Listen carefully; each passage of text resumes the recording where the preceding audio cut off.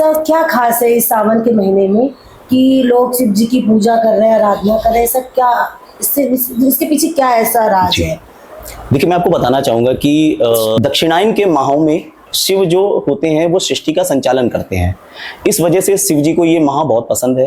और सावन में ऐसा कौन सा रुद्राक्ष हम लोग पहने जिसका हमें अच्छा फल प्राप्त हो? बहुत सारे लोगों को सिर्फ मोस्टली एक ही रुद्राक्ष के बारे में ज्यादा पता है, जिसको हम लोग बोलते हैं पंचमुखी रुद्राक्ष। ये टैरो और जैसे न्यूमरोलॉजी, हिप्नोसिस, ये सब क्या सब आपस में कनेक्टेड है? प्रेडिक्शन तो अलग अलग नहीं हो सकती है, क्योंकि सारी चीजें हमारी 12 राशियां, 12 भाव और 9 ग्रहों पर ही और 27 नक्षत्रों पर ही डिपेंड करती है। शिव जी शव की भस्म ही क्यों लगाई जाती है शिव जी को? क्या कोई माइथोलॉजिकल रीजन है या कोई कथा है? वो तो प्लीज बताइए। भगवान शिव ने महाकाल का रूप लेकर के उस दूषण नामक राक्षस का वध किया, और वध करने के बाद उन्होंने उसकी जो भस्म थी वो अपने पूरे शरीर पर लगा ली। तब से महाकाल में भस्म आरती का प्रचलन चालू हुआ। नमस्कार दोस्तों, स्वागत है आपका हमारे दूसरे एपिसोड कनपुरिया डायरीज में। आज का शीर्षक है ज्योतिष और सावन। तो आज हमारे साथ है बेहद खास मेहमान। हमारे साथ हैं ज्योतिष एवं वास्तु विशेषज्ञ श्री अनुराग दीक्षित जी। अनुराग जी नमस्कार। नमस्कार, राधे राधे। राधे राधे।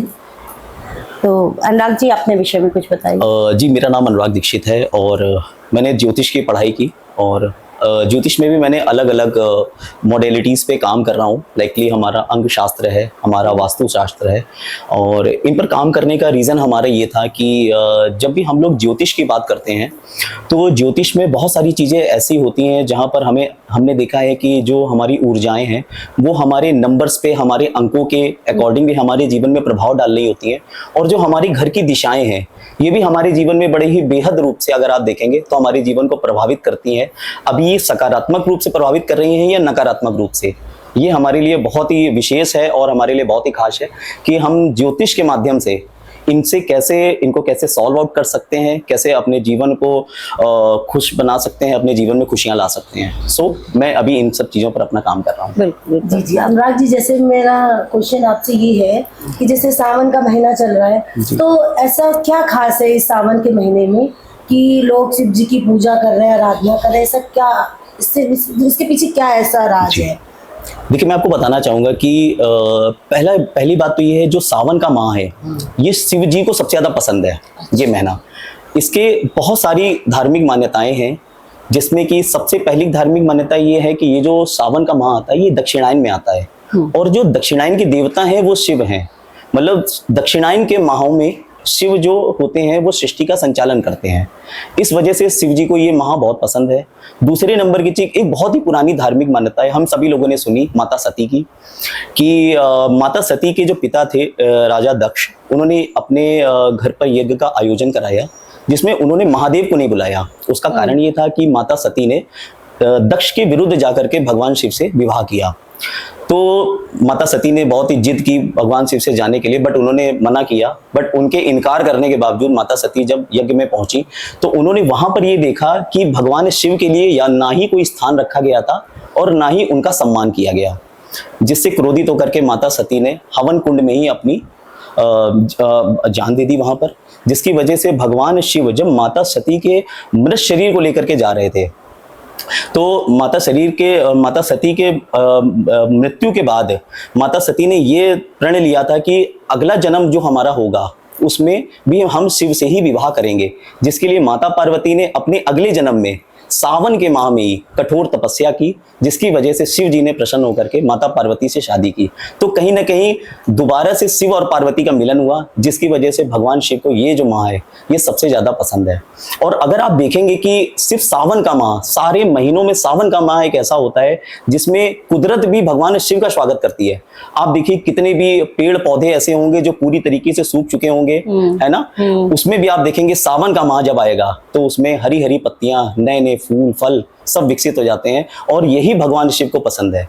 आप देखिए ना कि भगवान शिव की अगर हम लोग बात करते हैं तो भगवान शिव को बहुत ही ज्यादा मिष्ठान नहीं पसंद है ना, बहुत ही ज्यादा फल नहीं पसंद है, उनको प्राकृतिक चीजें पसंद है, जैसे बेलपत्र उनको बहुत पसंद है ना, धतूरा बहुत पसंद है, भांग बहुत पसंद है ना। तो ये सारी चीजें प्राकृतिक रूप से आती हैं। और आप देखिए सावन के माह में ही बारिश होती है, जो हम लोग शिव जी का रुद्राभिषेक करते हैं या शिव जी पर जल अर्पण करते हैं, देखिए सबसे पहले देवी देवता करते हैं। सावन माह की शुरुआत ही बारिश के मौसम से होती है, तो सबसे पहले स्वागत भगवान देवराज इंद्र उनका बारिश के साथ करते हैं और सभी देवी देवता उन पर बारिश करते हैं। बाद में हम लोगों के नियम चालू होते हैं कि हम लोग भगवान शिव पे जलाभिषेक करना शुरू करते हैं। बहुत अच्छी जानकारी आपने हमें दी है, धन्यवाद। आपके माध्यम से हमें पता चला, हमारे व्यूवर्स को पता चला। अच्छा अनुराग जी, जैसे ये क्वेश्चन ये भी है आया हमारे दिमाग में कि जो आम जनमानस है वो ऐसे क्या उपाय करे सावन के महीने में घर में, इजी हो, प्रभावी हो और उनके लिए लाभप्रद हो, तो कुछ इस पे आप प्रकाश देखिए, डालें। वैसे तो शिव जी का जलाभिषेक हो गया और हम लोग बात करते हैं रुद्राभिषेक की। जी। बहुत ही पुरानी धार्मिक मान्यता है कि मार्कंडेय जी हुआ करते थे, तो उन्होंने भगवान शिव की बहुत कठोर तपस्या की, उपासना की, और यही सावन के माह में उन्होंने ये कठोर तपस्या की, जिससे भगवान शिव ने प्रसन्न होकर के उनको अमरता का वरदान दिया। हमारे 7 लोग ऐसे हैं चिरंजीवी, लेकिन एक 8वें चिरंजीवी भी है मार्कंडेय जी, जो आज भी अमर हैं और यमराज उनके प्राणों को हर नहीं पाए और उन्होंने उस पर विजय प्राप्त की। इसीलिए हम लोग कहते हैं कि सावन के माह में महामृत्युंजय का जाप, रुद्राभिषेक अगर हम अपने जीवन में करते हैं तो हमारे जीवन में अगर किसी की कुंडली में भी अगर मार्केश की दशा चल रही है, उसके कुंडली में उसका अष्टम भाव कहीं ना कहीं से जागृत हुआ है, ठीक है, तो वो अगर अपने जीवन में रुद्राभिषेक कर रहा है, महामृत्युंजय का जाप कर रहा है, शिव जी को जल अर्पण कर रहा है, तो वो अब जीवन में आने वाली जो उसकी मृत्यु के संकेत हैं या मृत्यु तुल्य कष्ट जो उसको मिल रहे हैं, उससे भी अपने जीवन में उसको छुटकारा पाएगा और अपने जीवन को बहुत ही सरलता से अपने जीवन को आगे बढ़ा सकता है और अपने जीवन में प्रसन्नता को लेकर के आ सकता है। इसके साथ ही एक उपाय मैं और दर्शकों को बताना चाहूंगा। भगवान शिव आज भी और पहले भी हमेशा श्री राम जी के उपासक रहे हैं। भगवान श्री राम की हमेशा धुन में ही हमेशा उनका ध्यान मग्न हमेशा रहे हैं। हमारी बुद्ध कौशिक ऋषि जी हुए, भगवान शिव माता पार्वती ने उनको रात्रि में स्वप्न में दर्शन दिया और उन्होंने श्री राम रक्षा स्तोत्र का वर्णन किया। जब बुद्ध कौशिक ऋषि जी को उन्होंने रात्रि में जो भगवान श्री राम का जो वर्णन किया था, उनकी जो महिमा बताई, उनका जो स्वरूप बताया, भगवान श्री राम के श्री राम रक्षा स्तोत्र का पाठ करने से हमारे जीवन में क्या क्या हमें कठिनाइयां दूर हो सकती हैं, हम अपने जीवन में क्या क्या चीजों को अचीव कर सकते हैं, ये सारी चीजें उन्होंने बुद्ध कौशिक ऋषि जी को बताई। और प्रातः काल होते ही बुद्ध कौशिक ऋषि जी ने श्री राम रक्षा स्तोत्र की रचना की। और आज मैं उन सारे दर्शकों से ये कहना चाहूंगा कि सावन का माह, जैसा कि भगवान श्री राम जी को बहुत पसंद है, तो सावन के माह में अगर कोई भी व्यक्ति श्री राम रक्षा स्तोत्र का पाठ सावन के प्रथम दिन से लेकर के सावन के अंतिम दिन तक करता है और अपनी जो मनोकामना बोलता है, उसकी वो मनोकामना जरूर पूर्ण होती है। बस शर्त एक ही है कि हमारे जीवन में या हमारे मन में उनके प्रति विश्वास होना चाहिए कि आज से अगर हम श्री राम रक्षा स्तोत्र का पाठ करने जा रहे हैं और भगवान शिव के समक्ष बैठ के कर रहे हैं, तो हमारे जीवन में जो भी परेशानियां, जो भी कठिनाइयां आ रही हैं, वो दूर होंगी और हम प्रसन्नता पूर्वक अपना जीवन व्यतीत करेंगे। बहुत ही मतलब कम शब्दों में आपने इतनी बड़ी बात बताई। मुझे उम्मीद नहीं है कि लोगों को ऐसे जनरली पता होगी, तो उसके लिए बहुत बहुत धन्यवाद। अनुराग जी, एक क्वेश्चन मेरे मन में आया है कि जैसे ग्रहों के अनुसार सावन में ऐसा कौन सा रुद्राक्ष हम लोग पहने जिसका हमें अच्छा फल प्राप्त हो, ऐसा कौन सा वो रुद्राक्ष है, जरा हमारे व्यूअर्स को आप बताइएगा। जी, बहुत ही अच्छा क्वेश्चन है। जैसा कि मैंने देखा है कि बहुत सारे लोगों को सिर्फ मोस्टली एक ही रुद्राक्ष के बारे में ज्यादा पता है, जिसको हम लोग बोलते हैं पंचमुखी रुद्राक्ष। कि पंचमुखी रुद्राक्ष नो डाउट एक ऐसा रुद्राक्ष होता है जो सभी ग्रहों को बैलेंस करता है, क्योंकि वो बृहस्पति का रुद्राक्ष है और जो हमारे बृहस्पति देव हैं वो देवों के भी गुरु हैं। लेकिन अगर हम लोग ग्रहों की वाइज बात करते हैं तो हमारे पास हर ग्रह के एक अलग अलग रुद्राक्ष बनाए गए। जैसे जिनके भी जीवन में सूर्य से रिलेटेड परेशानियां आ रही हैं, सूर्य जिन जिन चीजों के कारकता अपने पास में रखते हैं, उनसे रिलेटेड अगर प्रॉब्लम्स आपके जीवन में आ रही है, तो आप एक मुखी रुद्राक्ष दिन रविवार के दिन आप उसको धारण कर सकते हैं। जिनके भी जीवन में चंद्रमा से रिलेटेड प्रॉब्लम आ रही है, वो सोमवार के दिन 2 मुखी रुद्राक्ष अपने जीवन में धारण करें। जिनके भी जीवन में मंगल से रिलेटेड प्रॉब्लम आ रही है या मांगलिक दोष से रिलेटेड भी प्रॉब्लम आ रही है, तो वो लोग 3 मुखी रुद्राक्ष मंगलवार के दिन सावन के महीने में उसको धारण करेंगे, तो उनको मांगलिक दोष में भी बहुत ही सरलता रहेगी। मांगलिक दोष में भी उनको बहुत सी जो उनकी परेशानियां आ रही हैं वो कम होंगी, और मंगल की भी जो परेशानियां उनके जीवन में आ रही हैं, लाइकली मंगल जिन जिन चीज़ों का कारक रहे, लाइकली खून से रिलेटेड परेशानियां जिनको रोग रहते हैं, उसमें भी उनको बहुत ही आराम मिलेगा। चौथा आता है हमारा बुध ग्रह से रिलेटेड, तो उसमें 4 मुखी रुद्राक्ष हम लोग दिन बुधवार के दिन धारण कर सकते हैं। पंचमुखी रुद्राक्ष जैसा मैंने अभी बताया कि देव गुरु बृहस्पति का होता है, तो वो दिन बृहस्पतिवार के दिन आप 5 मुखी रुद्राक्ष धारण करें। शुक्र से रिलेटेड किसी को परेशानियां आ रही हैं, विवाह नहीं हो रहा है, बच्चे नहीं हो रहे हैं, उनके वो लोग अपने जीवन में 6 मुखी रुद्राक्ष दिन शुक्रवार के दिन धारण करें। जिनके जीवन में शनि से रिलेटेड परेशानियां आ रही हैं, शनि की 7.5 भी चल रही है, वो लोग भी सावन का महीना उनके लिए बहुत उपयोगी साबित हो सकता है। वो लोग 7 मुखी रुद्राक्ष दिन शनिवार के दिन धारण कर सकते हैं। और राहु से रिलेटेड परेशानियां जिनके जीवन में, जैसा कि कलयुग में सबसे ज्यादा जो मैंने परेशानियां लोगों के जीवन में देखी है वो राहु से रिलेटेड है, तो 8 मुखी रुद्राक्ष राहु के लिए दिन शनिवार के दिन ही उसको धारण करा जाता है। और केतु से रिलेटेड अगर किसी को परेशानियां हैं तो वहां पर हम लोग 9 मुखी रुद्राक्ष दिन शनिवार के दिन धारण कर सकते हैं। 2 रुद्राक्ष एक ऐसे होते हैं जो कि थोड़े से अलग हैं। एक होता है हमारा गौरी शंकर रुद्राक्ष, एक होता है हमारा गणेश रुद्राक्ष। गणेश रुद्राक्ष जो होता है वो व्यापारियों के लिए भी बहुत सिद्ध साबित हुआ और कहीं ना कहीं विद्यार्थियों के लिए भी। इसको आप दिन बुधवार के दिन धारण कर सकते हैं। और जो आपका गौरी शंकर है, जिनका विवाह नहीं हो रहा है, वो दिन सोमवार के दिन वो कन्याएं अपने जीवन में गौरी शंकर रुद्राक्ष को धारण करेंगी तो उनके जीवन में उनका विवाह के से रिलेटेड जो भी परेशानियां आ रही हैं वो बहुत जल्दी सॉल्व होंगे और देखेंगे उनका जल्द ही विवाह भी हो जाएगा। सो ये रुद्राक्ष हम अपने जीवन में पहन करके, और सबसे इंपॉर्टेंट चीज मैं आपको बताना चाहूंगा, जैसे रत्नों में होता है कि सारे रत्न धारण नहीं किए जा सकते, बट रुद्राक्ष में ऐसा कुछ नहीं है। अच्छा। रुद्राक्ष हमेशा ही आपको सकारात्मक प्रभाव ही देगा। भगवान शिव का प्रसाद है तो कभी भी नकारात्मक आपको परेशानियां नहीं देता रुद्राक्ष। तो रुद्राक्ष में ग्रहों के अनुसार हम लोग अपने जीवन में उसको धारण कर सकते हैं और अपने जीवन को सरल और सुगम बना सकते हैं। अच्छा, जैसे अनुराग जी यहाँ ग्रहों की बात चल रही है तो एक क्वेश्चन है मन में आया, जैसे इंस्टा वगैरह चलाते हैं तो उसमें आजकल बहुत दिखा रहे हैं मंगल केतु आमने सामने, कोई नया काम ना करे 28 जुलाई तक का, कहीं बाहर ना जाएं, 2025 बहुत खराब समय लेके आया है, आगजनी होगी, पानी से लोग मास मतलब आपकी मास डेथ के संकेत हैं। तो ये क्या है, ये क्या रियलिटी है, इस पे कुछ प्रकाश डालेंगे? या अगर ऐसा है तो उस नए काम कोई करना चाह रहा है मान लीजिए, तो कोई उपाय है, कुछ ऐसा कुछ इजी आपके मन में कुछ हो जो हमारे व्यूअर्स को आप बता सकें तो प्लीज उस पर प्रकाश डालिए। मैं दर्शकों को बताना चाहूंगा कि इस समय मंगल और केतु की युति के साथ गोचर चल रहा है। ठीक है, मंगल जो है वो अग्नि कारक ग्रह है और केतु भी कहीं ना कहीं, केतु के अंदर बल होता है, क्योंकि केतु जो है वो स्वर भानु नाम का जो राक्षस हुआ करता था, जिससे राहु और केतु अलग अलग हुए। तो केतु के पास सर नहीं है, उसके पास सिर्फ धड़ है, तो केतु कहीं ना कहीं बल के लिए भी देखा जाता है। तो मंगल और केतु का जो ये संयोग बना, तो इसमें कहीं ना कहीं अग्नि से रिलेटेड घटनाएं स्टार्ट हुई, क्योंकि ये सौर मंडल की घटना है। तो कहीं ना कहीं ये परेशानियां तो दे रही हैं। आप देख सकते हैं कि किसी न किसी तरीके की दुर्घटना हुई जिसमें रक्त बहुत ज्यादा बहा, किसी न किसी तरीके के आगजनी के केसेस बहुत देखने को मिल रहे हैं। परंतु मैं एक बात कहना चाहूंगा कि गोचर की जो दशाएं होती हैं, जैसे कि मंगल और केतु का गोचर है, ये हमारी कुंडली पे भी डिपेंड करता है। लाइकली हम लोग का जो गोचर होता है वो हमारी चंद्र राशि के अकॉर्डिंग हम लोग चेक करते हैं। सो अगर आप अपना कोई भी नया काम करना चाह रहे हैं, सावन का महीना चल रहा है, आप एक बार किसी भी ज्योतिष शास्त्री से दिखा करके अपनी दशाओं को चेक करा सकते हैं। अगर आपके जीवन में शुभ दशाएं चल रही हैं तो आप मंगल और केतु के लिए उपाय करके आप उनको कहीं ना कहीं उनकी ऊर्जाओं को, उनकी नकारात्मक ऊर्जाओं को कम कर सकते हैं और अपने जीवन में नए काम को आप शुरू कर सकते हैं। ऐसा नहीं है कि सभी लोग 28 जुलाई तक वेट करेंगे, है ना। सो आपके जीवन में अगर आप कोई नया काम करने जा रहे हैं तो आप उस नए काम को कर सकते हैं। अगर आप यात्रा करने जा रहे हैं और आपके पास मान लीजिए कि किसी तरीके की इमरजेंसी है और आपको यात्रा करनी ही पड़ रही है, सो उसको रोका नहीं जा सकता। सो ये कुंडली पे भी डिपेंड होता है और हमारी चंद्र राशि और हमारी जो चंद्र लग्न के अनुसार जो कुंडली बनती है उस पर भी डिपेंड करता है। सो ये दोनों का कॉम्बिनेशन बहुत जरूरी है। सिर्फ हम लोग सौर मंडल की ये जो घटना घटी है मंगल और केतु की, सिर्फ इसके अनुरूप हम लोग डिसीजन नहीं लेंगे। अच्छा।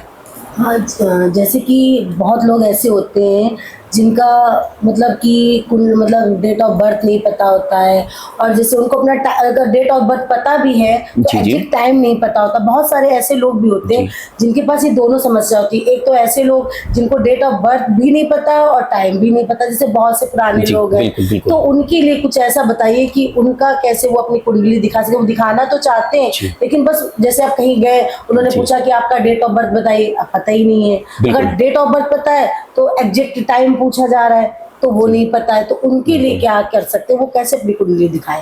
देखिए, सबसे पहले तो मैं अपने जिन्होंने ज्योतिष शास्त्र को लिखा, मैं सबसे पहले तो उनको सत नमन करता हूँ कि उन्होंने हम लोगों को एक ऐसी विद्या दे करके गए जो हमारे जीवन में हम लोग बहुत ही आसानी से उसका हम लोग इस्तेमाल करते हैं और अपने जीवन में सारी परेशानियों को हल करते हैं।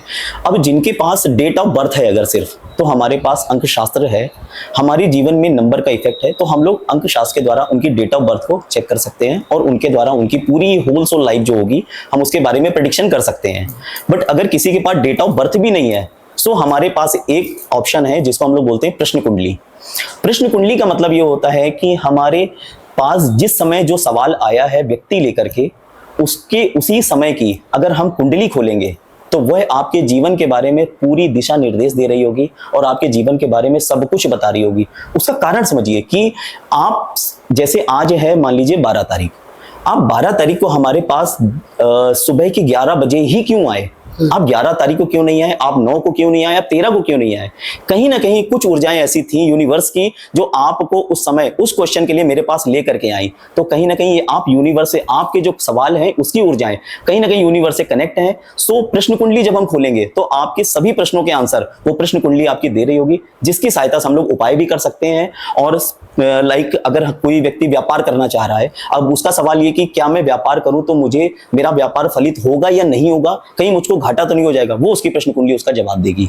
बस इसकी शर्त ये होती है कि इसमें जो सवाल होते हैं सबसे पहली कोशिश यही करें कि हमेशा एक सवाल लेकर के आए, है ना, तो इसका आंसर आपको बिल्कुल मिलेगा। और अगर आपके पास डेट ऑफ बर्थ है, टाइम नहीं भी है, तो भी हम लोग अंक शास्त्र के द्वारा इसके बारे में पता कर सकते हैं। और बाकी कहीं ना कहीं हस्तरेखाएं भी इसके द्वारा देखी जाती हैं। तो जिनके पास डिटेल्स नहीं है वो लोग हस्तरेखा से रिलेटेड उनके जीवन की जो भी समस्याएं हम लोग उनको देख सकते हैं। तो अनुराग जी, क्या ये टैरो और जैसे न्यूमरोलॉजी, हिप्नोसिस, ये सब क्या सब आपस में कनेक्टेड हैं या अलग अलग विधाएं होने के नाते ये अलग अलग प्रिडिक्शंस देती हैं? क्या है इसका सच क्या है? देखिए, ये बताइए आप ये बस को। प्रेडिक्शन तो अलग अलग नहीं हो सकती है क्योंकि सारी चीजें हमारी 12 राशियां, 12 भाव और 9 ग्रहों पर ही और 27 नक्षत्रों पर ही डिपेंड करती है। बस सबके देखने के तरीके अलग अलग हैं। जैसे टैरो कार्ड, तो टैरो कार्ड का मतलब ये हो गया कि लाइकली हम लोग वैदिक शास्त्र में अगर जाते हैं, वैदिक ज्योतिष में जाते हैं, तो हमारे यहाँ प्रश्न कुंडली का प्रावधान है। तो टैरो कार्ड में भी क्या करना होता है कि आपको कार्ड सेलेक्ट करने होते हैं। वो आप अपनी एनर्जी से वही कार्ड सेलेक्ट करेंगे जो आपके सवालों के उत्तर आपको दे रहा होगा। वैसे ही हमारी प्रश्न कुंडली में जब आप अपने सवाल करेंगे तो आपके जो सवालों के जो जवाब हैं वो प्रश्न कुंडली के भाव आपको उसका जवाब दे रहे होंगे। हिप्नोसिस एक अलग चीज भी बोल सकते हैं, उसका कहीं ना कहीं ज्योतिष से संबंध तो नहीं है लेकिन इनडायरेक्टली है। जैसे हम लोग बोलते हैं कि जब हम किसी भी ग्राहक को या किसी भी व्यक्ति, किसी जातक को जब हम लोग कोई उपाय बताते हैं तो बहुत सारे लोग ऐसे हैं जो ये बोलते हैं कि सर आपने जो भी उपाय मुझे बताया मुझे इसका बहुत ही बढ़िया रिजल्ट मिला और जो जो मेरी समस्याएं थी खत्म हो गई। और कुछ लोग ऐसे भी होते हैं जिनके जीवन में आ रही परेशानियां उपाय करने के बाद भी खत्म नहीं हो रही। उसका कारण ये है हमारा माइंड, हमारी सोच कैसी है, हमारा विश्वास कैसा है। जीवन में मैं एक लाइन सभी दर्शकों से बोलना चाहूंगा कि जिनको भी अपने जीवन में मैजिक देखना है, ज्योतिष शास्त्र क्या है, ये एक मैजिक ही तो है। हम हनुमान चालीसा पढ़कर भी अपने जीवन के संकट को कम कर ले रहे हैं, हम शिव जी को जल चढ़ाकर भी अपने जीवन के संकट को कम कर ले रहे हैं, हम ग्रहों के बीज मंत्र से भी वो चीज कर ले रहे हैं। तो वो क्यों कर रहे हैं? क्योंकि उनका विश्वास है। उन्होंने अपने माइंड को ये कमांड दे रखा है कि आज से मैं अगर हनुमान चालीसा का पाठ करने जा रहा हूं तो मेरे जीवन में अब सारी चीजें सकारात्मक ही होंगी। तो ये हिप्नोसिस सिखाता है। हिप्नोसिस हमारा सबकॉन्शियस माइंड पर काम करता है और सबकॉन्शियस माइंड हमारे जीवन में जो भी चीजें आप इमेजिन करेंगे उसको रियलिटी में कन्वर्ट करने का काम करता है, क्योंकि वो इमेजिनेशन और रियलिटी में कोई अंतर नहीं जानता। आप जैसे देखेंगे, आप दिन भर में जितना भी सोचा होगा वो रात में आपके स्वप्न में क्यों आता है? क्यों? क्योंकि रात में सोते समय आपका कॉन्शियस माइंड एक्टिव नहीं होता। कॉन्शियस माइंड सिर्फ तब एक्टिव होता है जब आप लॉजिकली चीजों को सोच रहे होते हैं, बट आपका सबकॉन्शियस माइंड तब एक्टिवेट होता है जब आप लॉजिकली नहीं सोच रहे होते हैं। सपोज दैट हम लोग रात में सो रहे हैं, सपने में अब हम किसी की शादी का आयोजन है, हम उसको बहुत ही मतलब एंजॉय कर रहे हैं, बट वो रियल में तो नहीं है ना। बट कहीं ना कहीं आपके मन में कोई ना कोई ऐसा इंसिडेंट्स, कोई ना कोई आपके मन में ऐसी भाव आपके मन में रहा होगा जो दिन भर आपने सोचा है और रात में अपने स्वप्न में आपको वो दिखा रहा है। सो हमेशा कोशिश करिए अपने सबकॉन्शियस माइंड को एक्टिवेट करिए, क्योंकि सबकॉन्शियस माइंड कभी भी लॉजिकली नहीं सोचता। और एक लाइन बोली जाती है ना, लॉजिक किल्स मैजिक, है ना। जहां पर आप लॉजिकली सोचोगे वहां पर मैजिक कभी काम नहीं करता। इसीलिए कॉन्शियस माइंड से की कंपेयर में सबकॉन्शियस माइंड को एक्टिवेट करिए और उस पर अपने विश्वास के साथ जो भी आप अपने जीवन में पाना चाहते हैं आप अपने मन में सोचिए। जैसे कोई भी बच्चा है एसएससी की तैयारी कर रहा है, वो अपने मन में इस चीज को सोच ले कि मेरा एसएससी में हो गया है और अब मैं आपको मतलब इस चीज का बिल्कुल 100% बोलता हूं कि अगर वो पूर्ण रूप से विश्वास के साथ ये कर रहा है और उसने अपने माइंड को ये कमांड दे दिया है, तो आप देखेंगे कुछ दिनों बाद वो अपनी इस परीक्षा को क्रैक करेगा और उस कॉम्पिटिशन में आगे निकल जाएगा। लेकिन जहां पर आपने ये सोचा कि अरे ये कैसे होगा, सो वहां पर आपका तुरंत सबकॉन्शियस माइंड स्टॉप होगा और कॉन्शियस माइंड एक्टिवेट हो जाएगा। और कॉन्शियस माइंड हमेशा लॉजिकली सोचता है, तो लॉजिकली जब आप सोचेंगे तो मेरा कैसे हो पाएगा, मेरी तो उतनी पढ़ाई भी नहीं है, मुझसे ज्यादा पढ़ने वाले लोग पढ़े हैं, तो वो क्या करेगा, जो आपका इमेजिनेशन था उसको रियलिटी में कन्वर्ट करने आपका कॉन्शियस माइंड नहीं देगा। सो ये सारी चीजें हैं, अगर हम लोग इसी विधि के अनुसार अपने जीवन को लेके चलते हैं, अपने कहीं ना कहीं माइंड को इसी माइंडसेट के हिसाब से अपने जीवन को लेके चलते हैं, तो आप देखेंगे आपके जीवन में जो भी चीजें आप इमेजिन कर रहे हो, जो भी आप अपने जीवन में पाना चाहते हो, आप 100% पालोगे। तो क्या वास्तु के हिसाब से, जैसे कोई नया घर बनवा रहा है तो क्या उसको वास्तु के हिसाब से घर का कलर या घर पे कहाँ पे बेड पड़ना है और कहाँ पे सोफे पड़ने हैं या कहाँ किचन, कहाँ वॉशरूम, ये क्या वास्तु के हिसाब से हम लोगों को अपने घर में करना चाहिए? इसका क्या हमारे जीवन में प्रभाव पड़ता है या नहीं पड़ता है? जी बिल्कुल पड़ता है। वास्तु में अगर हम लोग देखें तो हम लोग उन्हीं 9 ग्रहों की और पंच तत्वों की ही बात करते हैं। जैसा कि हम सभी लोग जानते हैं हमारा शरीर भी पंच तत्वों से ही बना है और ये पंच तत्वों में ही विलीन हो जाएगा। वैसे हमारे घर हैं वहां पर भी 5 एलिमेंट्स, ये 5 तत्व आपके हैं। अगर हमारे शरीर में अगर ये पंच तत्व आपस में डिसबैलेंस हो जाएंगे तो आप देखेंगे कि हमको बीमारियां लगने लगेंगी, मेंटल इश्यूज होने लगेंगे, फाइनेंशियली प्रॉब्लम्स आने लगेंगी, मन की एकाग्रता खत्म होगी। तो कहीं ना कहीं ये आपके एलिमेंट्स और इन्हीं पंच तत्वों पर डिपेंड करता है। वैसे हमारा घर है, हमारी घर की जो डायरेक्शंस हैं वो भी, उनको भी ये 9 ग्रह दिए गए हैं। अगर आप इनको, जो हमारे 9 ग्रहों की दिशाएं बनाई गई हैं, अगर आप इनको सही डायरेक्शन पे नहीं लगाएंगे, जो लाइकली हम लोग अगर बात करते हैं सबसे ज्यादा जो मोस्ट इंपॉर्टेंट है हमारे घर का टॉयलेट। अगर हम अपने घर के टॉयलेट को गलत डायरेक्शन में प्लेस करेंगे तो आप देखेंगे कि उसके नकारात्मक रिजल्ट हमको जीवन में देखने को मिलने लगेंगे, क्योंकि आपके घर का टॉयलेट आपका राहु है। अब जैसे मैं आपको एक उदाहरण देता हूं कि जैसे हमारे घर में नॉर्थ ईस्ट का जो डायरेक्शन है वो बृहस्पति का डायरेक्शन है। बृहस्पति हमारे लिए बहुत ही सकारात्मक प्लेनेट है, हमारी बीमारियों को हील करने का काम करते हैं, हमारे मन को पॉजिटिव रखते हैं, हमें सकारात्मक विचार देते हैं। खासतौर पे विद्यार्थियों के लिए और बुजुर्गों के लिए बृहस्पति का स्ट्रांग होना बहुत जरूरी है, और उन कन्याओं के लिए जिनका विवाह नहीं हो रहा उनके लिए भी बृहस्पति बहुत इंपॉर्टेंट है। सो अभी आपने क्या किया, घर का जो नॉर्थ ईस्ट डायरेक्शन है, जो पर्टिकुलर आपके बृहस्पति के स्थान है, वहां पे आपने टॉयलेट डाल दिया। तो आपने क्या किया, बृहस्पति के साथ राहु को बैठा दिया। तो एक तरीके का ये, जैसे हम लोग कुंडली में बोलते हैं कि बृहस्पति और राहु बैठ करके गुरु चांडाल योग बना दिया। सो आपके घर पे भी वो बृहस्पति का जो स्थान है वो खराब हो जाएगा। सो आप देखेंगे घर पे बीमारियां बहुत लगने लगेंगी। और बहुत सारे मोस्टली केसेस में मैंने देखा है कि अगर घर का बृहस्पति, घर का नॉर्थ ईस्ट डायरेक्शन अगर खराब हुआ है तो लोगों के यहाँ कैंसर की बीमारियों को बढ़ते हुए देखा गया। आज यही कारण है कि हम लोगों ने हमारे जो भी वेद थे, जो भी हमारे ग्रंथ, पुराण, उपनिषद जो भी थे, हमारे शास्त्र थे, हम लोगों ने कहीं ना कहीं जो यूथ कल्चर आ रहा था उन्होंने थोड़ा विश्वास कम किया और अपने अकॉर्डिंग सारी चीजों को व्यवस्थित करने लगे, लेकिन उसका एक निगेटिव इंपैक्ट हमको देखने को मिला है। सो मेरा सजेशन ये है कि अगर आप घर को बना रहे हैं तो वास्तु के अकॉर्डिंग ही बनाइए, जिससे आपके जीवन में आपका बहुत ही अच्छा रहेगा और आपके जीवन में लाइकली जो भी परेशानियां हैं, चाहे वो व्यापार से रिलेटेड हो, चाहे वो नौकरी से रिलेटेड हो, चाहे वो आपके रिश्तों से रिलेटेड हो, वो सारी चीजें आपके जीवन में बहुत बैलेंस रहेंगी। और आप आपके जीवन में जो ग्रह आपकी कुंडली में भी परेशानियां दे रहे होंगे वो भी कहीं ना कहीं उस घर से रिलेटेड आपको अच्छी एनर्जीज देंगे, क्योंकि आप ऐसे समझिए कि जो वास्तु की जो ग्रह है वो कहीं ना कहीं अर्थ से अपनी एनर्जी को लेकर के आ रहे हैं, है ना। सो आप घर के बाहर रहेंगे तो सारी चीजें ठीक है, बट आपका ज्यादा से ज्यादा अधिकतम समय जो है वो आपके घर पर बीतता है। और अगर आपके घर का वास्तु गड़बड़ होगा तो वो आपको नकारात्मक विचार देगा और हो सकता है कि आपको फाइनेंशियली प्रॉब्लम्स देने लगे, हो सकता है आपको हेल्थ की प्रॉब्लम देने लगे। तो अगर आपके पास पैसा आ भी रहा है और आपकी हेल्थ नहीं सही है तो हो सकता है कि वो पैसा आपकी बीमारियों में ही निकल गया। सो मेरा सजेशन ये है कि घर पर जो भी निर्माण करा रहे हैं, अगर आप कोई पुराना घर भी ले रहे हैं तो एक बार वास्तु जरूर चेक करें, और अगर आप नए ले रहे हैं तो वास्तु के अकॉर्डिंग हम लोग मिट्टी भी चेक करते हैं और वो जगह भी चेक करते हैं, वो जमीन भी चेक करते हैं। सो इस चीज को लोग इस चीज के लिए जरूर कंसीडर करें। अच्छा, ये तो नए निर्माण की बात की आपने। अब प्रश्न ये उठ रहा है कि बहुत लोग ऐसे अफोर्ड नहीं करते कि किसी का घर बन चुका है, अब उसने तो बना दिया, उसको जो भी नक्शा मिला या उसके दिमाग ने जैसे उसको प्लान किया या ठेकेदार ने बताया, तो ठेकेदार के अकॉर्डिंगली वो घर बन चुका है। अब उसमें क्या हो सकता है, उसके लिए क्या उपाय है आपके पास? जी बिल्कुल, इनके बिल्कुल उपाय हैं। देखिए, सबसे पहले तो मैं 2 दिशाओं के बारे में बहुत ही विस्तृत रूप से आपको बता दूं कि जो हमारे वास्तु पुरुष का स्पाइनल कॉर्ड है और जो बहुत ही सेंसिटिव लाइन है, जो कि हमारे नॉर्थ ईस्ट से चलती है और साउथ वेस्ट तक जाती है। इसमें हम लोग उपाय करते हैं, उपाय का रिजल्ट आता है, बट मेरा सजेशन ये रहता है कि अगर आप कर सकते हैं तो या तो उस जगह पर, जैसे कि नॉर्थ ईस्ट में मैंने एग्जांपल दिया कि आपने टॉयलेट डाल दिया, तो कोशिश करें या तो वहां से हटा दीजिए। अदरवाइज हम लोगों के पास ऑप्शन होते हैं कि वहां पर हम लोग कलर कॉम्बिनेशंस को चेंज करते हैं। लाइकली आपने कलर कॉम्बिनेशन गड़बड़ डाल दिया है या आपने टॉयलेट प्लेस किया है। टॉयलेट में भी हम लोग पूरा बाथरूम यूज नहीं करते, जो टॉयलेट की WC शीट होती है हम लोग उसको कंसीडर करते हैं। तो उसको, उसके सराउंडिंग एरिया में हम लोग टेपिंग का इस्तेमाल करते हैं। वो टेप आपको 21 से 25 दिन में आपको रिजल्ट देगा।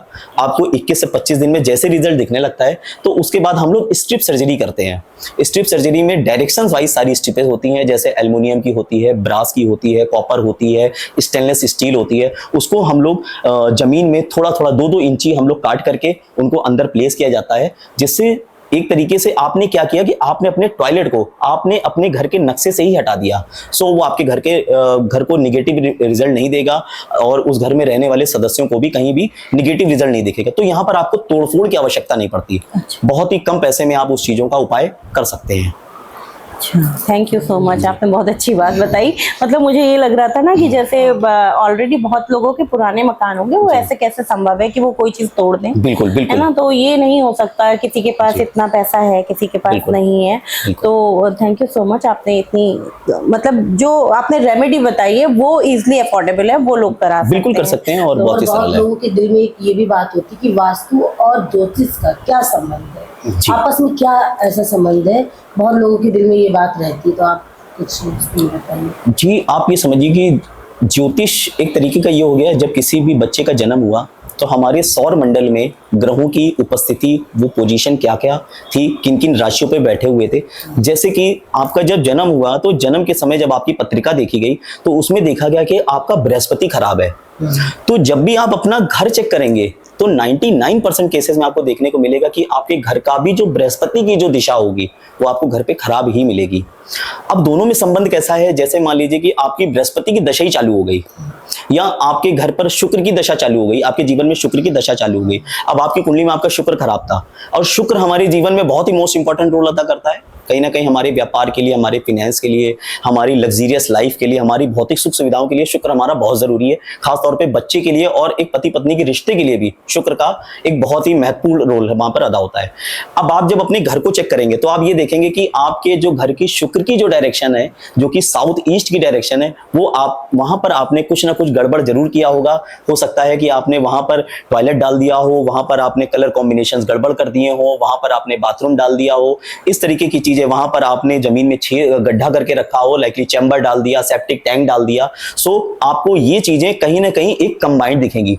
सिंपल सी चीज समझिए कि ग्रह तो ये 9 ही है ना। सो ये 9 ग्रह अगर आपके जीवन में बृहस्पति की पावर कम हो गई, बृहस्पति कहीं ना कहीं पीड़ित हो गया, कहीं ना कहीं मारक हो गया, तो वह आपके घर पे भी वही रिजल्ट देगा। क्योंकि ग्रह हमारे जीवन में क्या करते हैं, ग्रह हमारे जो हमारी बुद्धि विवेक है उसको हमेशा पकड़ते हैं। कि अगर आप नया घर लेने जा रहे होंगे और आपका शुक्र खराब चल रहा है, शुक्र की दशा आपकी जैसे ही चालू होगी तो आप अपने घर का साउथ ईस्ट डायरेक्शन 100% गड़बड़ कर देंगे। तो वो इसलिए भी जरूरी है। अब आपकी सपोजेड आपके घर का साउथ ईस्ट गड़बड़ है, आपका शुक्र गड़बड़ है और आपकी शुक्र की दशा चल रही है, तो शुक्र की दशा का आप उपाय तो कर रहे हो, लेकिन जो आप देखेंगे जो मेन है, जो आपका घर है, अब उसकी डायरेक्शन ही साउथ ईस्ट की गड़बड़ है, आपका घर का ही शुक्र गड़बड़ है, तो उस उपाय का जो असर होगा वो आप देखेंगे कि बहुत ही आपको मिनिमम देखने को मिलेगा। और ये बहुत सारी लोगों की कंप्लेन रहती है कि सर मैं जो भी उपाय कर रहा हूँ या मैं जो भी उपाय कर रही हूँ उसका रिजल्ट मुझे पूरा क्यों नहीं मिल रहा। वो इसलिए नहीं मिल रहा क्योंकि आप अपने कहीं ना कहीं बाहरी तौर पर आप अपने लिए शुक्र के उपाय कर रहे हैं, बट जो आपके घर की मेन एनर्जी है शुक्र की, वो कहीं ना कहीं पीड़ित है, वो आपको नकारात्मक ऊर्जा दे रही है, कहीं ना कहीं आपको नकारात्मक रिजल्ट दे रही है। सो वास्तु और अपनी ज्योतिष का बहुत ही गहन कनेक्शन है और इसको लोगों को समझना बहुत ही आवश्यक है और इसको समझना भी चाहिए। समझना तो चाहिए। तो हम चाहेंगे आप हमारे व्यूअर्स को कुछ इजी, जो वास्तु से रिलेटेड इजी उपाय हैं जो वो कर सकें और आप उन्हें इजी वे में बता सके। कि मान लीजिए हर व्यूअर्स की अप्रोच आप तक नहीं होगी, कोई हमें बाहर से देख रहा है कहीं से, जी। तो वो कैसे वो ऐसे उपाय कर सकता है जैसे कहते हैं कि बाथरूम में आप नमक रख दीजिए, जी। फिर उसको 1 हफ्ते बाद चेंज कर दीजिए, ऐसे कुछ छोटे छोटे उपाय अगर आपके मन में हो, आप हमें बताना चाहें, हमारे माध्यम से, हमारे पॉडकास्ट के माध्यम से दर्शकों को पता चल सके, जी, जो जी। वो इजिली कर सके, तो वो उसके बारे में जरूर बताएं सर। देखिए, मैं इसमें 3 उपाय तो बहुत ही कॉमन उपाय हैं जो सभी लोगों को करने चाहिए। सपोज दैट किसी के घर की कौन से ग्रह की दशा चल रही है, उसके घर के कौन से ग्रह उसको परेशान कर रहे हैं, ये एक ऐसा उपाय है जो सभी के लिए कारगर है। जैसे कि आप अपने घर जाते हैं, बहुत सारे लोगों के मुंह से मैंने कंप्लेन सुना कि कहीं ना कहीं जातक ये बात बोलता है कि सर मेरा तो घर जाने का मन ही नहीं करता। इसका मतलब कहीं ना कहीं उसके घर पर नकारात्मक ऊर्जाएं हैं, उसके घर के जो ये पंच तत्व हैं ये आपस में डिसबैलेंस हैं। तो इसके लिए हम लोग क्या कर सकते हैं, पहला तो शनिवार के दिन 1.25 मीटर काले कपड़े में लगभग आप 1.25 किलो फिटकरी, ठीक है, लेकर के उसको शनिवार के दिन अपने मुख्य द्वार पर टांग दीजिए। इससे क्या होगा, जो बाहर से नकारात्मक ऊर्जाएं आ रही हैं उनका प्रवेश आपने अब बंद कर दिया, ठीक है। अब जब बाहर से नकारात्मक ऊर्जाएं अंदर आना बंद हो गई तो आपको पहला पॉइंट तो ये मिला कि अब आपके घर पे कोई भी नकारात्मक ऊर्जा प्रवेश नहीं करने वाली। दूसरा क्या होता है कि घर का टॉयलेट, चूंकि आपके घर का टॉयलेट ही आपके घर का राहु है, तो घर का अब जीवन में राहु कितना परेशानियां दे सकता है ये आम जातक आज के समय के लोग जानते हैं। तो उसमें आपको क्या करना है कि आप नमक ले लें और एक कांच का बड़ा सा पात्र, आप बर्तन कांच का कोई भी बर्तन ले सकते हैं, उसमें नमक को भर करके, खड़े नमक को, ठीक है, जिसको हम लोग आपका पहाड़ी नमक बोलते हैं, जो खड़ा नमक आता है हमारा, उसको आप भर करके ढेले वाला नमक, हाँ, शनिवार के दिन अपने बाथरूम में रख दीजिए। और हमेशा कोशिश करिए कि उसका कलर भी देखिए, एक्चुअली नमक जो होगा वो पिघल जाएगा, ठीक है, नमी पा करके वो पिघलेगा, क्या उसका कलर काला तो नहीं पड़ रहा है। अगर वो कलर काला पड़ रहा है तो आप 100% एश्योर हो जाइए कि आपके घर पर कहीं ना कहीं नकारात्मक ऊर्जाएं थी, और उसको आप फ्लश कर दीजिए या तो उसको बाहर फेंक दीजिए। तो किस दिन फेंकना होगा उसको? शनिवार के दिन ही। मतलब हर शनिवार के दिन उसको? नहीं, जैसे जब आपका वो पिघल जाए, हाँ। जैसे शनिवार को आपने रखा तो हो सकता है कि वो आपके 14 डेज तक चल जाए, 14 दिन आपके आने वाला एक शनिवार स्किप होकर के अगले शनिवार तक आप जाएं, जब वो पूरा मेल्ट हो जाए तो उसको फ्लश कर दीजिए। और एक उपाय जो है, जो मैंने अपने जातकों को कराया है और बहुत ही वंडरफुल रिजल्ट मुझे देखने को मिला, कि आपको क्या करना है कि मंगलवार और शनिवार ये 2 दिन आप रखिए और कोशिश करिए कि कहीं से गाय के गोबर का कंडा आपको अगर मिल जाए, अगर नहीं मिल रहा है तो फिर आप जैसे भैंस का भी ले सकते हैं, बट गाय का गोबर बेसिकली हमारे शास्त्रों में भी वर्णन है कि गाय हमारे लिए कितनी पूजनीय है और कितना सकारात्मक ऊर्जाएं उनके शरीर में, सभी देवी देवता, कितने करोड़ों देवी देवता उनके शरीर पर वास करते हैं। उसको छोटा सा टुकड़ा उसको आग में जला लीजिए, जितनी की उसमें अग्नि उसमें समाहित हो जाए। उसके बाद किसी भी तांबे के या पीतल के हवन कुंड में उसको रख करके, छोटे ही टुकड़ा आपको रखना है, उसमें भीमसेनी कपूर, थोड़ा सा गाय का देसी घी, हरी इलायची, लौंग और हवन सामग्री उसमें डाल करके, ये आपको बहुत मात्रा में इस्तेमाल नहीं करना है। जैसे हवन सामग्री 2 चम्मच, 1 चम्मच देसी घी और 5 इलायची, 5 लौंग और कपूर थोड़ा सा, इसको डाल करके हनुमान चालीसा का पाठ करते हुए अपने घर के पूरे हर जगह पर, बाथरूम से लेकर के किचन से लेकर के सभी कमरों में उसको घुमाइए और हनुमान चालीसा का पाठ करते जाइए। मंगलवार शनिवार की शाम को सूर्यास्त के बाद ये उपाय करके देखिए, आपके जीवन में कितना सकारात्मक परिणाम आपको देखने को मिलेगा। आपको खुद ऐसा लगेगा कि मेरे घर पर कितना पॉजिटिव एटमॉस्फेयर क्रिएट हुआ है, हमारे घर पर कितना सकारात्मक माहौल हमको देखने को मिल रहा है। सो ये 3 उपाय जो मैंने आपको बताए ये बहुत ही कारगर हैं और इनका बहुत ही एक हमारे पॉजिटिव व्यापारी रिजल्ट। बंधुओं के लिए भी कोई एक उपाय बताएं आप, हम ये भी चाहेंगे। जी जी, व्यापारी बंधु के लिए आप जैसे ये हम लोगों ने घर पे उपाय किए हैं, ये आप अपने व्यापार में भी कर सकते हैं। और सबसे अच्छी चीज क्या है कि जो आपकी दुकान, आपका कार्यालय और जो आपकी फैक्ट्री है, कोशिश करिए भीमसेनी कपूर खरीद लीजिए और उनको चारों कोनों में, जैसे अगर आपकी फैक्ट्री है तो फैक्ट्री के चारों कोनों में, अगर आपकी दुकान है तो दुकान के चारों कोनों में ये जरूर और रख दीजिए। इससे क्या होगा कि हमारे जीवन में जो अड़चने आती हैं वो जो मैंने देखा है कि कहीं ना कहीं राहु की वजह से ज्यादा आ रही हैं, क्योंकि राहु कहीं ना कहीं सडन गेन का मालिक है तो कहीं ना कहीं सडन लॉस का भी मालिक है। जैसे आपने देखा होगा कि कोई करोड़पति व्यक्ति है और 1 हफ्ते में वो एकदम से रोड पे आ गया, उसका पूरा पैसा बर्बाद हो गया, तो कहीं ना कहीं उसमें राहु का बहुत बड़ा योगदान रहता है। तो ये जो भीमसेनी कपूर है, इसका जो उपाय है ये भीमसेनी कपूर का, ये राहु पर बहुत कारगर मैंने देखा है।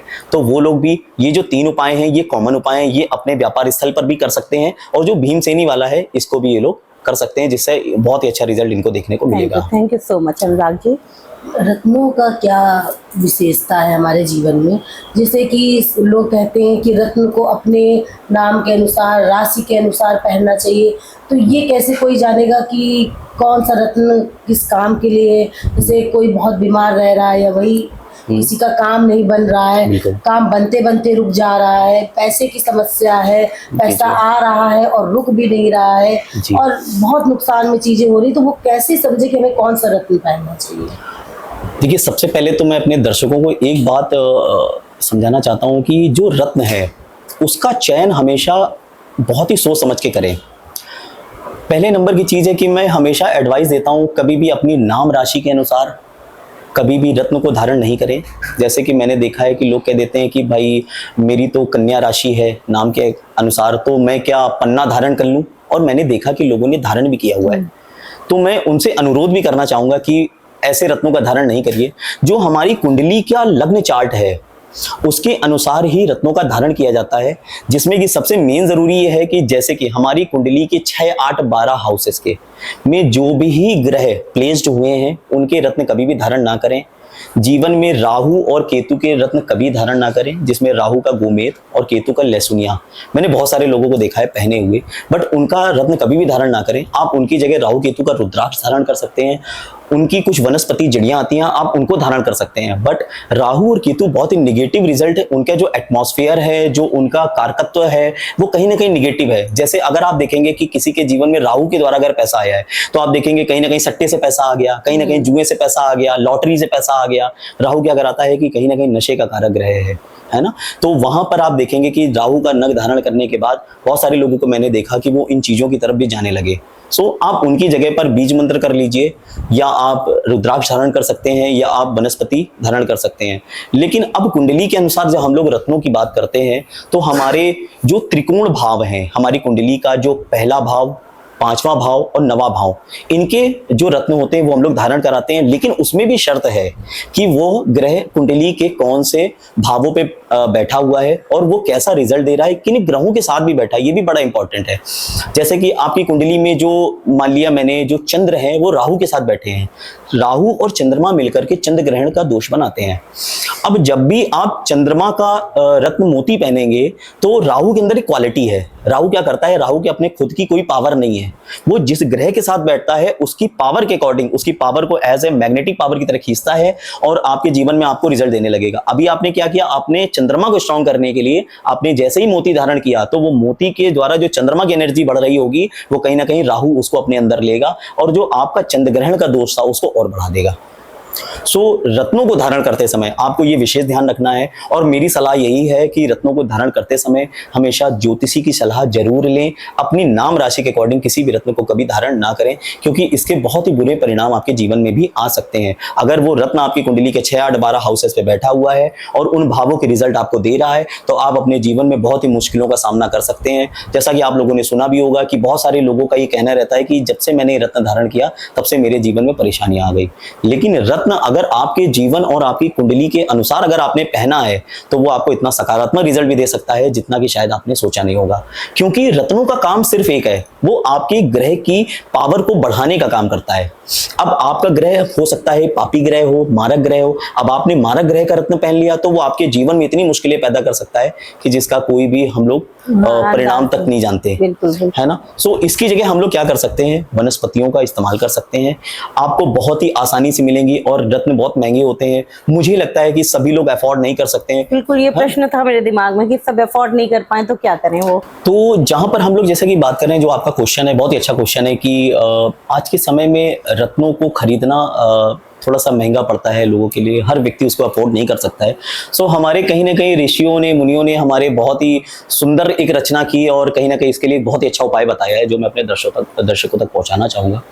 कि जिनकी कुंडली में जिनको माणिक ग्रह, माणिक रत्न बताया गया है सूर्य के लिए, वो लोग अपने जीवन में बेल की जड़ रविवार के दिन उसको पीले कपड़े में धारण कर सकते हैं।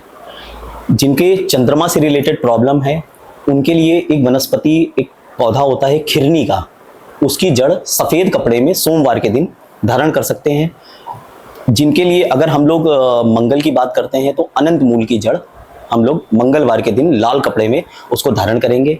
जिनके लिए बुध के लिए पन्ना बताया गया है, वो लोग बुधवार के दिन बिरधा करके एक वनस्पति आती है, उसकी जड़ हम लोग बुधवार के दिन हरे कपड़े में चाहे गले में धारण कर लीजिए, चाहे अपनी भुजा में धारण कर सकते हैं। बृहस्पति के लिए हम लोग केले की जड़, इसके अलावा हम लोग हल्दी की गांठ का भी इस्तेमाल करते हैं। पीले कपड़े में बृहस्पतिवार के दिन आप उसको धारण करिए। और ये जो चीजें हम लोग धारण कर रहे हैं, ये अभी हमारी शुक्ल पक्ष की ही चल रही हैं, वो भी आपको धारण करना है, ये शुक्ल पक्ष में ही धारण करना है। अब शुक्र के लिए हम लोग क्या करते हैं, गूलर की जड़ या तो सरपोधा करके एक वनस्पति आती है, उसकी जड़ हम लोग इस्तेमाल करते हैं। शनि के लिए हम लोग शमी की जो शमी का पेड़ होता है, उसकी जो जड़ होती है उसको हम लोग धारण करते हैं। राहु के लिए हम लोग श्वेत चंदन की जो जड़ होती है उसको धारण करते हैं। और हमारे केतु के लिए कहीं ना कहीं अश्वगंधा का जो पौधा होता है उसकी जड़ को धारण किया जाता है। तो ये सारी चीजें हैं जिसमें हम लोग शनि, राहु, केतु जब इनकी जड़ों को धारण करते हैं तो ये हमेशा कृष्ण पक्ष में और सूर्यास्त के बाद ही इनको धारण करा जाता है, और हमेशा काले कपड़े या नीले कपड़े में ही इनको धारण करना चाहिए। ये आपने बहुत अच्छी बात तो बताई, लेकिन थोड़ा सा हम ये पूछेंगे कि महिलाएं यदि धारण करें तो कोई स्पेशल मतलब उनको किसी और भुजा पे बांधना चाहिए, पुरुषों के लिए कौन सी भुजा होना चाहिए, ये जरूर बताइएगा व्यूअर्स को। जी, इसमें मैं आपको बताना चाहूंगा कि वैसे तो कोशिश करें कि महिलाओं को हमेशा अपनी बाएं भुजा में बांधना चाहिए, और अगर गले में धारण कर रहे हैं तो फिर वो कॉमन चीज है। ठीक है, तो गले में भी आप धारण कर सकते हैं, क्योंकि भुजा में मैंने देखा है कि ये मेरा अपना पर्सनल ये है मत है कि बहुत सारे लोगों को होता है कि वो उतर जाता है, गिर जाता है। गले में धारण करेंगे तो वो आपके साथ हमेशा कहीं ना कहीं एनर्जी भी देता रहेगा, और उसके गिरने या उतरने की जो पॉसिबिलिटीज होती हैं वो भी बड़ी कम रहती हैं। ठीक है अनुराग जी, एक और मतलब ये थोड़ा सा अलग जा रहा है क्वेश्चन, लेकिन मेरे मन में है तो मैं पूछ रही हूँ आपसे। जैसे शिव जी शव की भस्म ही क्यों लगाई जाती है शिव जी को? क्या कोई माइथोलॉजिकल रीजन है या कोई कथा है, वो तो प्लीज बताइए। जी, इसमें बहुत सारी धार्मिक मान्यताएं हैं, जिसमें कि महाकाल की तो एक अलग है, जो हमारे बाबा महाकाल की भस्म आरती होती है, तो उसका तो एक धार्मिक मान्यता ये है कि उज्जैन महानगरी में एक दूषण नाम का राक्षस हुआ करता था, तो उससे पूरी उज्जैन की नगरी त्रस्त हो गई थी। मतलब वो इतना ज्यादा लोगों को परेशान करता था, इतना ज्यादा परेशानियां देता था, तो लोगों ने भगवान शिव की प्रार्थना की। तो भगवान शिव की जब प्रार्थना की तो भगवान शिव ने महाकाल का रूप लेकर के उस दूषण नामक राक्षस का वध किया, और वध करने के बाद उन्होंने उसकी जो भस्म थी वो अपने पूरे शरीर पे लगा ली। तब से महाकाल में भस्म आरती का प्रचलन चालू हुआ। अब शिवजी को भस्म क्यों पसंद है, उसका एक सबसे बड़ा कारण ये है कि ये हमको सभी को पता है कि जो हमारा शरीर है ये नश्वर है। हमारा शरीर जो है वो, जब हमारा शरीर नष्ट होगा तो हम लोग मिट्टी में ही मिल जाते हैं। वो मिट्टी क्या है, वो भस्म ही है। मतलब हमारी जब चिता जलाई जाती है तो सिर्फ भस्म ही बचती है। सो हमने अपने जीवन में जितना भी कमाया, जो रिश्ते कमाए, जो पैसा कमाया, वो कहाँ रह गया, वो उस सब कुछ भस्म में समाहित हो गया। तो भगवान शिव का सबसे ज्यादा वास कहाँ है, वो शमशान में वास है। तो भगवान शिव का कहना यह है कि आपके जीवन में जितनी भी भौतिक सुख सुविधाएं हैं, आपको जितने भी रिश्ते हैं, जो ये मोह माया है, आप इससे बाहर निकलिए। आपके जीवन का जो सत्य है वो यही भस्म है। इसी वजह से वो अपने उस भस्म को अपने शरीर पर धारण करते हैं। एक बहुत पुरानी मान्यता भी है कि एक बार बोलते हैं कि एक शव यात्रा निकल रही थी, तो हमारे महादेव मृत्यु लोक में विचरण कर रहे थे, तो उन्होंने देखा कि जब शव यात्रा को लोग अपने कंधों पे रखे हुए थे तो सबके नाम, सबके मुख से एक ही ध्वनि आ रही थी, राम नाम सत्य है। और भगवान शिव भगवान श्री राम के बहुत ही बड़े उपासक रहे हैं। उनकी ही जब उनका ध्यान रहता था तो वो भगवान श्री राम के नाम में ही हमेशा ध्यान लीन रहते थे। तो उन्होंने ये देखा कि जब वो यात्रा शमशान में पहुंचती है और जब उसको जला दिया जाता है तो वो ध्वनि आना बंद हो जाती है। तो उन्होंने देखा कि ये जो राम नाम की ध्वनि निकल रही थी ये शायद इसी शव से निकल रही थी। तो जल जाने के बाद उन्होंने वही राम नाम की जो भस्म शेष बचती है उसको अपने शरीर पर धारण कर लिया। इसी वजह से हम लोग कहते हैं कि भगवान शिव को जो भस्म है वो सबसे ज्यादा पसंद है, और इसीलिए वो शमशान में ही वास करते हैं। क्योंकि शमशान तक जब कोई भी शव पहुंचता है तो वो राम नाम सत्य की गूंज के साथ ही वहां तक पहुंचता है। और हमारे जीवन का सार भी यही है। हम लोग कहते हैं ना, हमने अपने जीवन में जो कुछ कमाया है, जो कुछ भौतिक सुविधाएं हैं, जो भी रिश्ते हैं, जो कुछ भी हमने अपने जीवन में कमाया है, ये सब यहीं रह जाएगा और हम इसी पंच तत्वों में विलीन हो जाएंगे। और ये वही भस्म है जहां से हम विलीन होकर के दोबारा से हम लोग परमात्मा के पास पहुंचेंगे। बहुत अच्छी जानकारी दी आपने। तो हमारे व्यूवर्स को आप ये बताएंगे कि जैसे अगर किसी को, हमारे कोई भी फ्रेंड्स को आपसे कांटेक्ट करना है या आपसे मिलना है या फ़ोन से या ऑनलाइन, तो वो कैसे आपसे मिले? तो इसके बारे में आप बताइए। जैसा कि जो भी दर्शक हमसे जुड़ना चाहता है, हमारी जो संस्थान का नाम है, जो हमारी टीम पूरा देखती है, उसका नाम हमने वैदिक पराशर रखा हुआ है। वैदिक पराशर के नाम से लोग हमसे जुड़ते हैं, जिसका मोबाइल नंबर मैं आपको बता दे रहा हूँ। मोबाइल नंबर हमारा 9651066320 और हमारी जो मेल आईडी है वो आपकी स्क्रीन पर शेयर हो रही है। आप उस पर हमको अपनी डिटेल शेयर कर सकते हैं, हमारी टीम आपसे कांटेक्ट करेगी और उसके द्वारा हम लोग कंसल्टेशन पर आपसे कनेक्ट हो सकते हैं। थैंक यू अनुराग जी, बहुत ही सार गर्भित बातचीत आपने हमसे की है, बहुत समय आपने हमें दिया है, उसके लिए बहुत बहुत धन्यवाद। और व्यूवर्स को भी बहुत बहुत धन्यवाद जिन्होंने हमें सुना। हमारे साथ हमारे खास गेस्ट हमारे अनुराग दीक्षित जी को भी सुना। उम्मीद है आपने बहुत सारी आज जानकारी इनसे प्राप्त की होगी। और आपसे दोबारा से हम रिक्वेस्ट करते हैं कि आपके बीच में भी कोई ऐसा खास व्यक्ति है जो हमसे कांटेक्ट करना चाहता है, हमसे जानकारी, उसको कोई ऐसी स्पेशल जानकारी है जो हमारे पॉडकास्ट के माध्यम से लोगों को बताना चाहता है, तो वो हमें डीएम कर सकता है, मैसेज कर सकता है। तो प्लीज़ लाइक करें, शेयर करें, सब्सक्राइब करें। Thank you so much.